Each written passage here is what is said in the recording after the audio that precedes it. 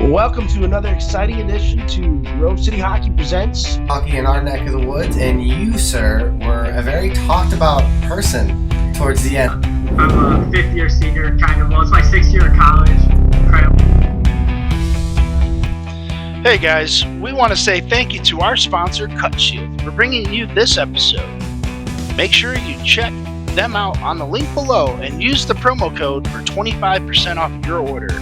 Used by all 32 NHL teams and players, Cutshield is the premier protective player clothing designed by players for players. Their innovative cut-resistant clothing has prevented serious injury to numerous players, including over 30 NHL players. Cutshield gives you the peace of mind to go out and play without worrying about injury. Use our promo code GroveCityHockey, all lowercase and no space, for an additional 25% off your order today.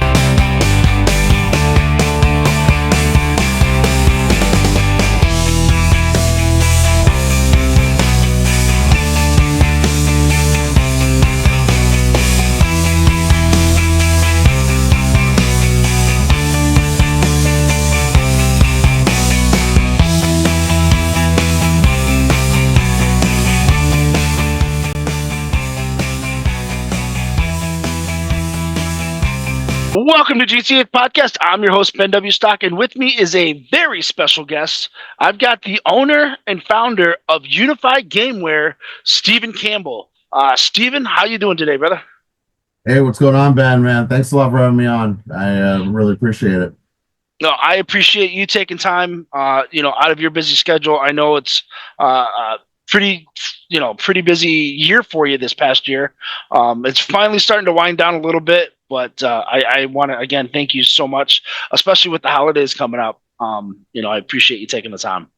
My pleasure, buddy. My pleasure. Yeah, things have been really crazy this year. There really isn't no sign of slowing down, especially with, roller tournaments coming up here for the winters, and spring ice hockey season's getting ready to get started. So still a lot going on. It seems like every year it's just getting busier and busier, but why we're here, man. I love the grind. So yeah. So I brought you on because I wanted to. I had reached out to you like last year at Narch to try to get you to come on. And at first we were able to try to. We connected a little bit. We talked, but your schedule at that time was just crazy busy. So I was like, all right, well, I'll keep trying, and persistent pays off. Finally got you on. Yep. For sure, and I appreciate you staying with that. Very few people know this, but Unify is pretty much all me, with the exception of production. So, from the start of interaction and communicating, I deal with that part. I do the design with you back and forth. I take your orders. I receive your payments. I receive the orders, I ship them out to you. I do it all from start to finish, and it's very, very rare I have someone helping me out with graphics and stuff like that. I mean, it's pretty much been all me throughout this whole process. So there's really times that I'm dealing with 30 to 50 teams all at one time, especially during the busy times of year, and it's really chaotic. So I do appreciate your patience with me there, and allowing me to find the time to get this done with you. But yeah, things are great, man. I couldn't be more happy with where things are at. So. Yeah, and I'm more than happy to have you on. You're one of the ones that I've wanted to talk to for a long time. Because you were a name that when I was starting, not necessarily starting out, but when I was playing and starting to progress into the elite level of inline before I got injured, was someone that I had always respected. You had played with quite a few rivals that I've played against, like Pat Lee, Peter Messina. You've also, and Mike Francis, might be another one as well. So, and then of course, you've even been able to play with E10, who was a teammate of mine for a couple of times, a couple of tournaments. So it's one of those ones where you've always been one of those guys that I've always wanted to have a conversation with, just to see how what your take was on the game and how the game has evolved from when you first started out to where it is now. So again, man, I can't wait to get this started. So, but with that said, why don't you tell us how you got into the sport of hockey? Were you more of an ice guy that kind of graduated into inline, or were you more of an inline only guy? Yeah. Well, when I was, I'd say 8 years old or so, I had a neighbor of mine, really close friends and family, who brought home some skates one day, and I think that was the first time I've ever seen skates. I didn't even know that there was a thing, and then I'm watching them buzz around, out on the street, and I think his dad played, so he kind of got into it and was, with the stick and just skating around, and then it immediately drew attention to me. I was playing baseball and other sports, and I right away I knew I wanted to get involved with it. It just looked so much fun and different, and so that's kind of how it started. Skating out in the street, roller. I'm from California, so ice hockey I didn't even know was really a thing either at the time. It's so new, especially being out in California. Wasn't that big at the time, and it picked up, and I'd say fast forward a year later, we had a whole crew of kids out playing in the street. And the parents would all come and watch, and it was really fun for them to watch their kids out playing and enjoying, being out in the street and catching sun and stuff like that. And my dad and a few other dads got together and formed a league at our local elementary school, and that blew up. I think they had over 12 to 20 teams participating in this league, and it just really just blew up out of nowhere. And I think it was a year or two later, the YMCA came around. They talked to my dad and others that were involved in the league and asked them about taking over the league, so it's not just at a school. And they put up hay barrels and made like little boards out of hay barrels, and then that got even bigger, and then it was just exploding. The sport was, in our area in Corona. And again, it was about a year or two later from there, we had guys approach, my dad and them, and asking how the growth was in the sport, and they were thinking about opening up a rink, and sure enough, that ended up being the Corona rink that is there till this day now. That's awesome. So it was really cool. I think I was like 11 or 12, and I got to go and check out the rink before it was even made. There was, big, like pillars everywhere in the building. And I'm like, as a 12-year-old, I'm like, how are they going to put a rink in here? There was no room for a rink. Obviously they wiped those pillars out and they restabilized the building. I don't know how they did it. But they did. And, that kind of is what got me. I mean, I was pretty much full roller hockey. However, I did start ice hockey about that same time the rink opened up. I got involved in playing like a rec league with my same buddy that got me started in the whole sport. Mm-hmm. So we were playing at a local ice rink in the rec league. And it's funny, I always wanted to be a goalie. I don't know what it was. It seemed like fun, playing like floor hockey in the hallway, and, half the fun is shooting on your buddy and trying to score, but the other half was trying to stop him. So like, I love that part of it. And my parents never wanted me to do it because to them it seemed dangerous and like dumb and chaotic to just let rubber hit you. It didn't sound like fun and safe. So one game our goalie didn't show, and our coach came in the locker room and he asked the team if anyone wanted to play goalie. We got rental gear. We need a goalie, and I was the first one to stand up and went out there and played my first game, and I got a shutout. My mom was freaking out. She was like scared the whole time, thinking I was going to get hurt, but got a shutout. And I think that was pretty much it for me. I played goalie on the ice from that point on until low 20s. I had a small stint trying to play up in Canada for a little bit in junior.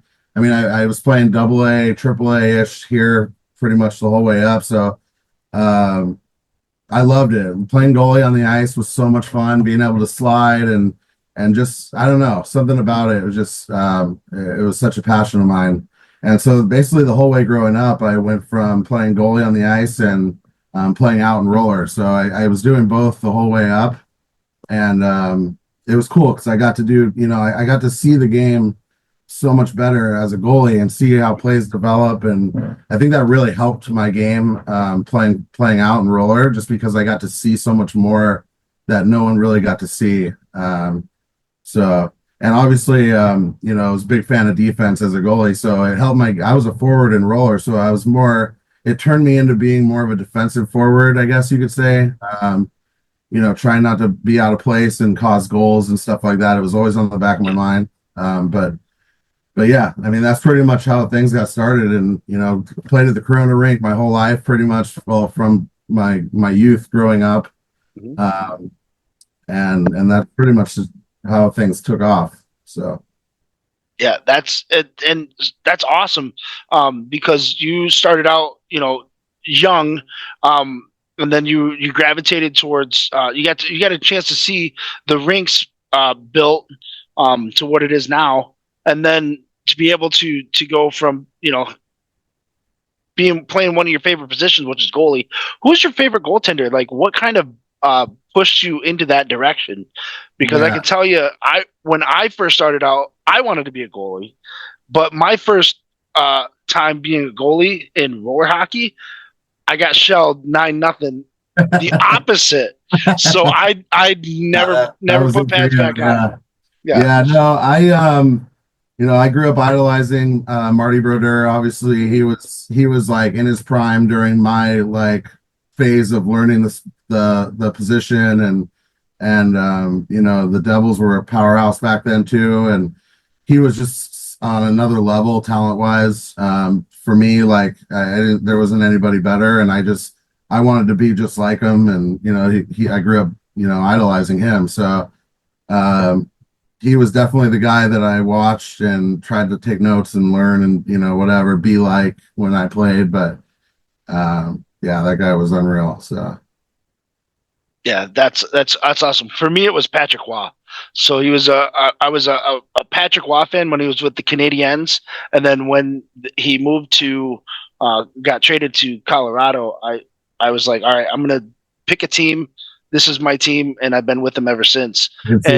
Team you picked. Normally, and which is crazy because I'm from Michigan, and everybody's like, "Why would you pick that?" And so it was pretty entertaining, during those formidable years with the Red Wings, growing up and playing. But a lot of people don't know that when Colorado had their first NHL team, their team, the Colorado Seals, if I'm not mistaken, was an expansion team that got moved to New Jersey to become the New Jersey Devils. Oh, got it. Yeah. So, yep. And then, so it's kind of one of those kind of cool moments, For sure. So that there's a little bit of a link there. But yeah, so then so the league grew, like you said, it grew exponentially fast. Started out, 1 minute, everybody's just picking up skates for the first time. Next thing you know, everybody's got skates. Everybody wants to play. And then how did that progression go from, realizing that, hey, I'm a little bit better than the average Joe when it comes to, to playing? Yeah. I mean, I really wasn't. That's the funny part. I was always, I was a late bloomer in life. Like, I didn't hit puberty until I was, I'd say sophomore year, something like that. I was always a small kid, believe it or not. I played freshman football. I didn't play. They just wore me out in practice, and then I sat the bench in the games. Like, I was just, that was just how it was for me. And but I always had the will to be there and be better and try and get better. And then fortunate for me, I did start growing. I grew 8 inches in one summer. I just like blossomed, just like grew super fast, filled into my body. And I started using that towards my advantage because I had the effort before, but I didn't have the size to use it. So once I got the size, I already had the effort. And that I realized that was like a big part of my game. Like, we would, in high school, we played for San Diego High. And a lot of good players came out of that school. Taylor Kane, Joey Doran, Brendan, Burnett, an old USA hockey player, or Derek Burnett, sorry. And just a lot of good talent came out of that school. And we would have practice, and we were all buddies. We all grew up with each other. So, we all knew each other really well, and we were just having fun. And we would, like, before practice would start, we would get out there like 30 minutes early and just play like one-on-one. But it was like full contact, and we would just run each other over because we thought it was hilarious. But that was really like the little things that we would do that I think really helped me. Just, it was like survival mode, and using, like your body and other things to be better and do things differently than the average roller hockey player would do really helped, because, once you get into those higher level leagues, it's really physical. It's fast. You got to think quick. You need to have good puck possession, stuff like that. Patience. And I think like those crazy one-on-ones were, just like, it made you so much more alert and be you're thinking all the time. It was just little things. But yeah, I mean, it's really just having the rink like at my, having the rink like around all the time. I worked at the rink. I lived like 3 minutes away. I was at the rink all day, every day, pretty much. So I was on the rink skating every day, and just I loved the game so much. And I think that's if you love something enough, you can be good at it. It just takes a lot of work and effort, and I think it's possible to go as far as you want, as long as the effort's there. I mean, within reason. I think you can satisfy yourself doing things, as much like repeat mode until you get it right or whatever. It's very similar to what I do now with Unify. Like I didn't go to school for graphic design. I was working in a job at the County of Orange doing like soils engineering. That's what I went to school for, was for engineering. But it wasn't my thing. I taught myself. I would come home from work. I would get on the computer. I would teach myself. Teach myself Adobe Illustrator, and I just slowly started getting jobs like, a logo. Hey, I need a business card. Hey, I need a t-shirt design. And I started getting some freelance work that way. And I was like, wow, this could actually be something. And then, it snowballed into now doing what I do now. And it's because I just wanted it so bad. I taught myself everything. I didn't rely on going to school or anything like that. I was very passionate about this. And I think that relays a lot in life. It's like, whatever, if you want something bad enough, you can go get it. You just have to work your ass off, and, dreams can come true, or you could be in a position where you want to be in if you work hard at it. Yeah. And that's, and really that's part of the American dream is you set a goal, fight for that goal to become a reality. And once it becomes a reality, then you don't stop. You keep going, because that's truly what you want. That's what you're passionate about. And it's not work. It's fun. Yeah, it really is. Every day it doesn't feel like work. I mean, I'm very lucky. I get a color all day. I get to design hockey jerseys all day. I mean, it's really there's a lot more else involved, but it doesn't feel like work. And I truly am lucky to be in a position that I'm at. Make my own hours. I obviously have to make sure I get the work done and stuff like that, but it's a blessing to be in the position I'm in, for sure. So I'm very thankful. Yeah. And you've had the opportunity to be a part of some elite level teams. You got a chance to be a part of the Palma Golden Knights, which essentially started out as the Palma Cyclones, if I'm not mistaken, right? Yep, that's correct. That was a little bit towards the end. I played for Mission Hockey for their pro team for about, I don't know, man. It had to have been at least 7 or 8 years, I think. It could have been longer. With Sean Riley and Joe Cook and those guys back when Mission was, powerhouse, and they were everywhere. It's really sad to see that. And now these days, speaking of that, it's Mission Hockey was so important for the game, and they did so much for it. And they're not really around as much, as if you haven't noticed. It's really sad for me, because I love the brand and the people that were behind it, and They did so much for me too, so many trips and, everything. It was always just taken care of. That it was unreal, playing for them and with Pat Lee and those guys, for so long. And then, from there, Joe Cook moved away from Mission Hockey, started Alkali Hockey, and then so I did the transfer of teams. I basically played for him for a few years. We had a good run there with Travis Noe and some of the Kettler brothers and guys like that. Had a great run, won a bunch of tournaments and did that, and then from there, actually, you know what? Palma was right before Alkali, wasn't it? There was like a small. Yeah, so Yep. I think Alkali just wasn't started, wasn't ready to field a pro team just yet. And Palma was looking, they had room for a guy, and I was looking for a move from Mission, and they picked me up, and very thankful for that too. They gave me a shot, and we had some good runs there. We won tours in Dallas that year, and then we made a good trip to Hawaii, won that one that year. So it was just cool. I got a lot of experience playing with other guys, and especially Palma. They were always a rival for us. So it was a little interesting and weird. That first event, going in the locker room with all those guys, and suiting up with guys that you battled so hard against in years past, and now they're on your team. And I'll never forget, it was one of my first tournaments with them, and we were in warm-ups, and we're just skating around, firing pucks to the net. And I fired one, and it goes off the crossbar, and it hit Amon Claire right in the face. And he's like one of the scariest guys on the team. He's like the most intimidating person, and I'll never forget shooting it and watching it go off the crossbar and turning to go, oh no, like, where's that going? And it hits him right in the face, and I'm like, no way, and like, this isn't good.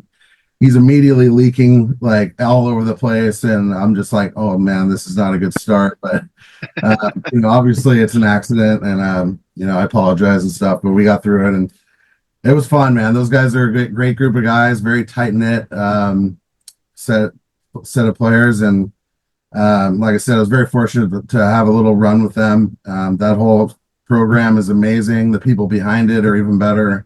It's really cool to see how they do things over there. But yeah, and then shortly after that, that's when Joe started Alkali, and he asked me to move on to the team, and gave me a couple good offers, including a job with them to play with them. So I was like, got to think about my future. I was actually living in North Carolina at the time, and decided this was my call to come back to California, and where I'm from, and start a new chapter in my book and see kind of how it goes. And there was pretty much no looking back. It was a good run with the Alkali team, as I mentioned, and then pretty much phased out of that, and that was pretty much the end of the pro run for me.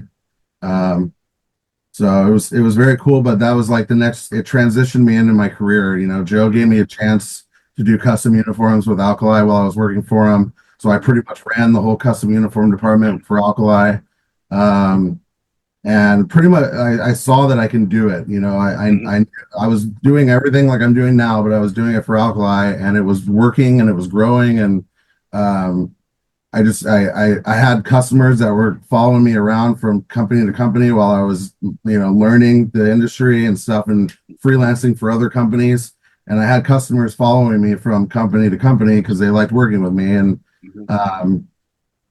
then the Alkali got bought out, and it was sold to the Tron guys, I think it was. And once that happened, we all lost our jobs, and it was like life or death situation for me. Basically, is do I go find a job and do the 9 to 5 thing, or do I think I can do this on my own and run with it? And I figured I'd come this far and to not to just throw all that knowledge and training and all that away, and figured I might as well just run with it and give it a go. And so I did. I jumped off the deep end, without a life jacket on it, and didn't really have much money in the bank at the time, obviously. And but it worked, and the people, the sport is so great. It's like such a small knit of people that just want to help other people, and I can't thank the sport enough for you know, all the support that they've given me.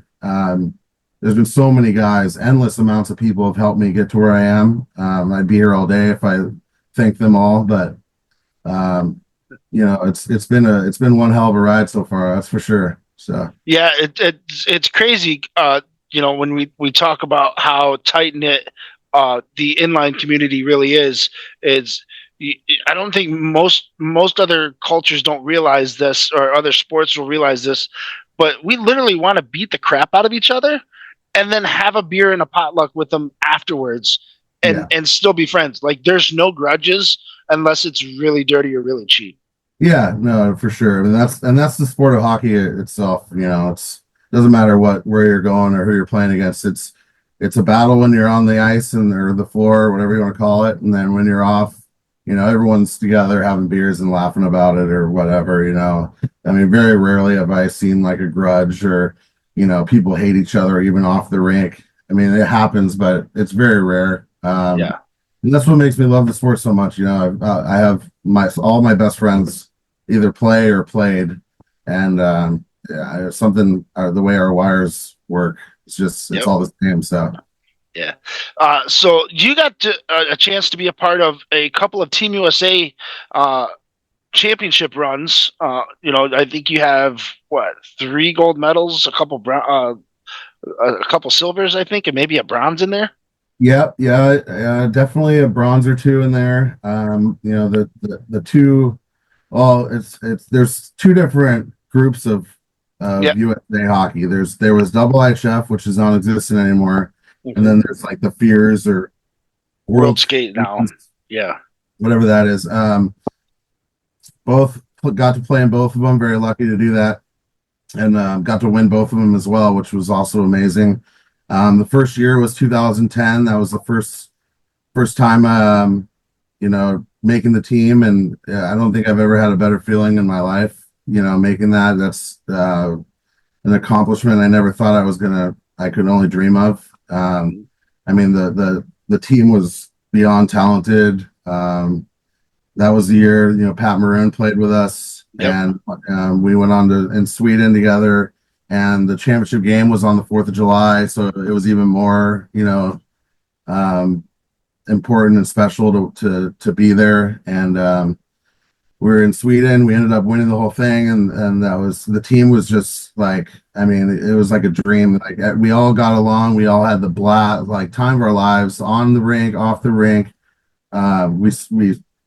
We dominated almost every game. I think we only had 1 game that was within a couple goals, and that was the final. I think we just walked through the entire tournament. We were just unstoppable. We had just like a dream team to play on. And then the next year I made the team was 2012, and that was where was that? I think that was in Germany.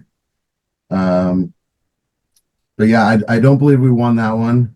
I think we finished in 3rd, maybe. I'm not too sure, man. It's been so long now. Was it Germany or was it the Czech Republic? Because wasn't there one in I want to say it was in Ingolstadt, but I'm not sure. I could be wrong. Okay.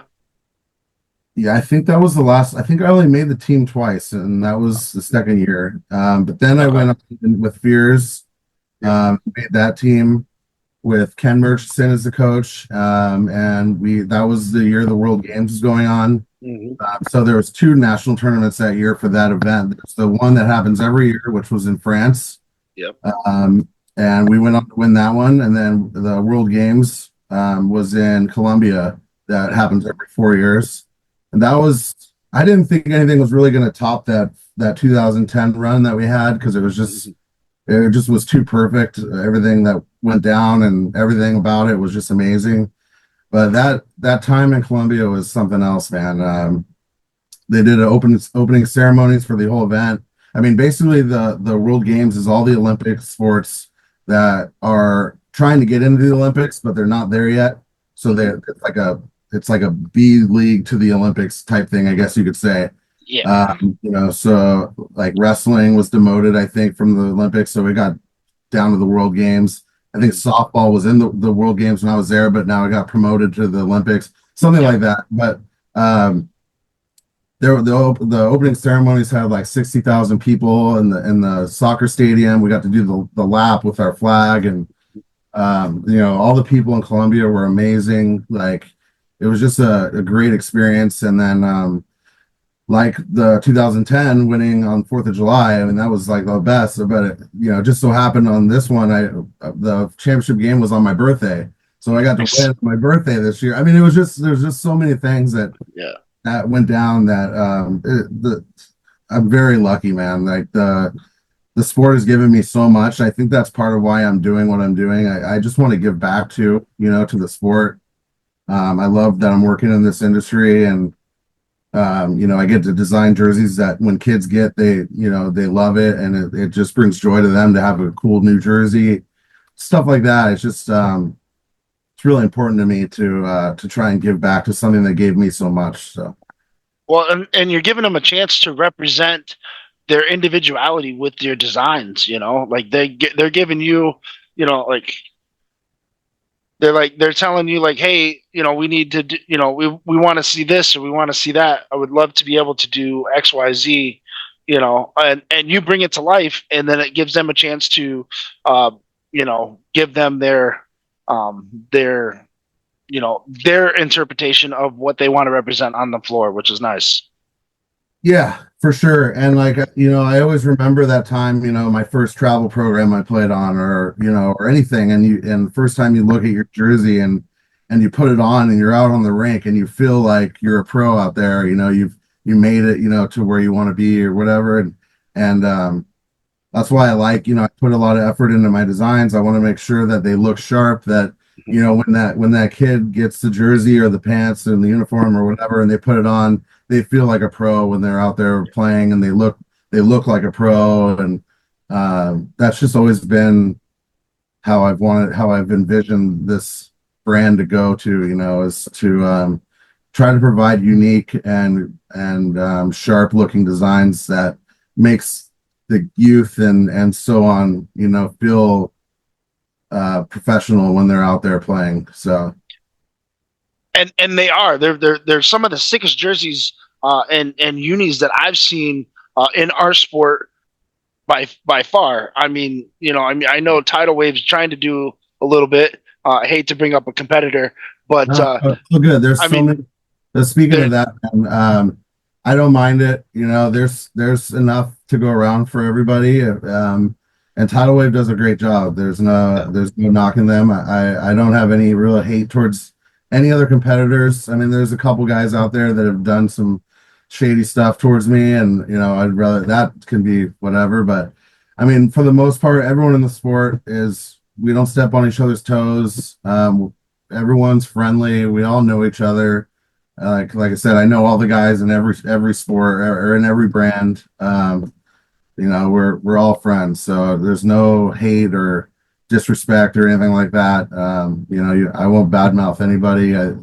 There's enough teams out there for everyone to have, and if you do a good job, you stick around. I mean, that's really what it comes down to. If you do a good job at it, people will come back, or people will want to come over to support you. I mean, that's just how it is. So I like it because it's competitive, and it keeps me on my toes. It keeps me thinking of new things and ideas to do and try, and to keep gaining more, customers and stuff like that, and keep the brand more noticeable out there.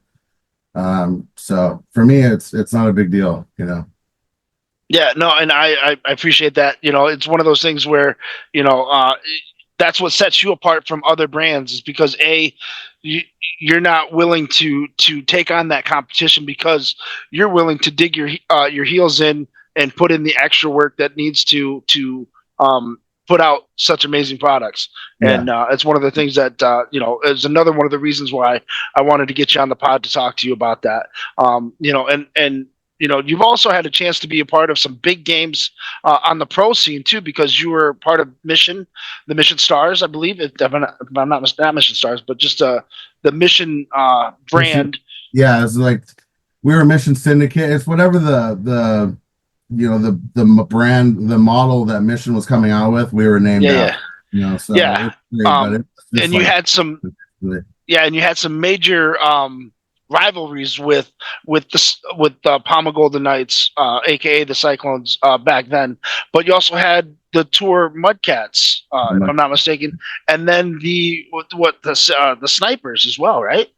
Yep, and that's funny. The Mudcats were probably my favorite team to play against. I was always a physical player. I loved to get gritty in the corners and do the dirty work and create room for the skill guys like Pat Lee and stuff like that on our team. I was always just trying to create more room for him to do what he does best. And the Mudcats always brought it. Every game it was insane. And I remember we had this peacock that our mission team went out for dinner one night, and we went to a Thai restaurant, and they had this statue of this peacock, and we asked them if we could have it, and we must have spent enough money there that they let us have this thing. So we brought it everywhere with us, and when I mean everywhere, I mean we brought it everywhere, and it became like our mascot, part of us.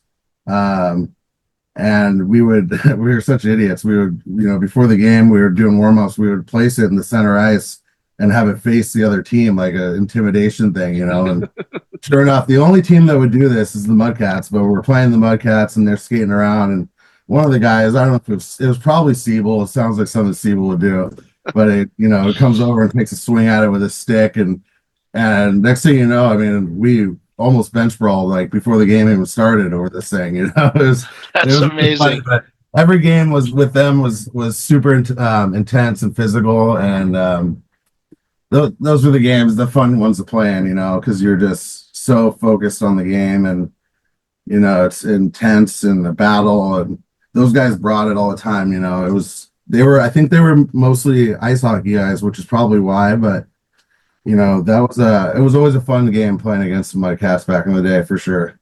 Yeah, I think, wasn't it Bielstein on that team? That was his. Yeah. All the tour guys back in the day. It was good, man. Hockey roller. They were trying to experiment with the game when we were playing pro, and that's why like tours used to be full contact, and no five like Jeez, I'm stuttering here. No like open ice hitting really, but it was like actually they might have allowed that too actually for a couple of years, but it was so physical, and the guys didn't wear shoulder pads. Hardly anyone was wearing pants or girdles. It was just strictly like body on body contact, and like it was heavy because everyone could play, and we're big and fast and with no padding or anything like that. It used to be really intense. The games were crazy. 5 minutes for fighting. It was all the same rules as ice hockey, except we were wearing no pads out there, and so that's probably why my back hurts so bad right these days. But no.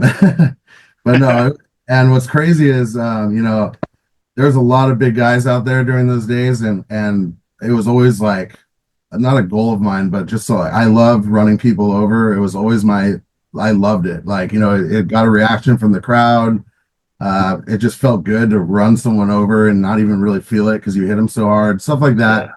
And I'll never forget, we're playing in Detroit against Palma, and I must have been playing for Mission at the time, or I don't know. It was a long time ago. Yeah. But the loose puck's in the corner, and I'm going to get it, and I look to my left on the opposite side of the puck, and Ethan's on about the same distance away from it. And we're both skating towards the puck, and we're both looking at the puck, and we're both looking at each other, and we're both looking at the puck, and we're both like, yeah, we're not going for the puck. And we like just pulled two trains head on, and we went like this, and I don't think I've ever hurt so much before. Like, it's crazy because like all bigger guys, I had no problem like hitting, knocking them down or whatever. Ethan is the strongest person on his skates ever. He's like a little bowling ball. And I don't think I ever hurt so bad in that time. Like, my whole body was like locked up, with like wind knocked out of me. Jesus Christ, this kid, man.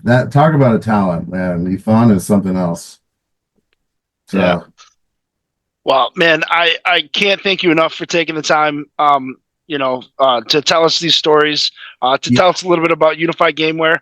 You can find Unify Gamewear on unifygamewear.com, right? If I'm not mistaken. Yeah, or our Instagram page. So I'm actually revamping the website.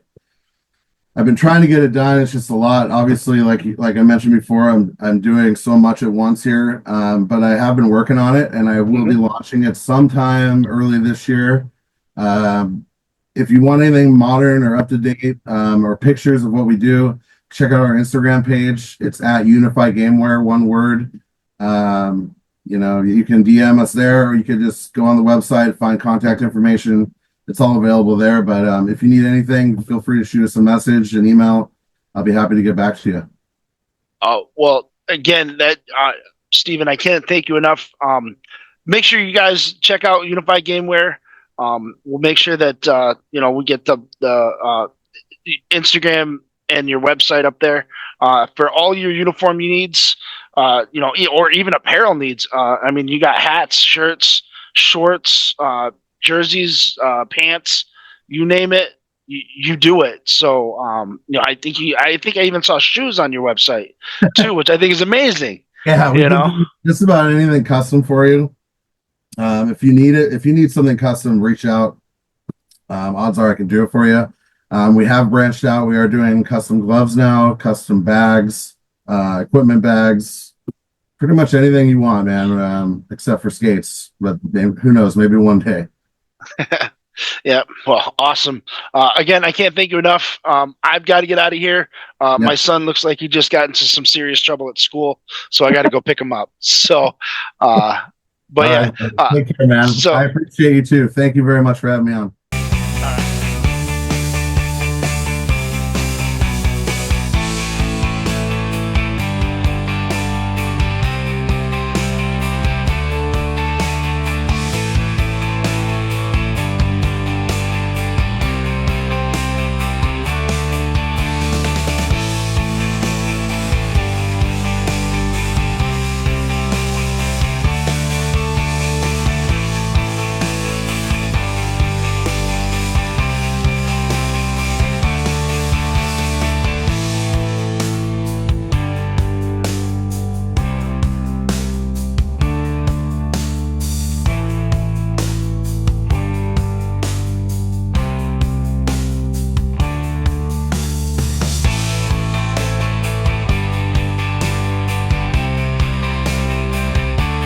That's going to do it for this episode of GCH Podcast. I'm your host, Ben W. Stock, alongside Chris Greco. Thanks for tuning in. Please make sure you like and subscribe on all our platforms on YouTube and on Spotify. We'll see you guys on the next episode. Cheers.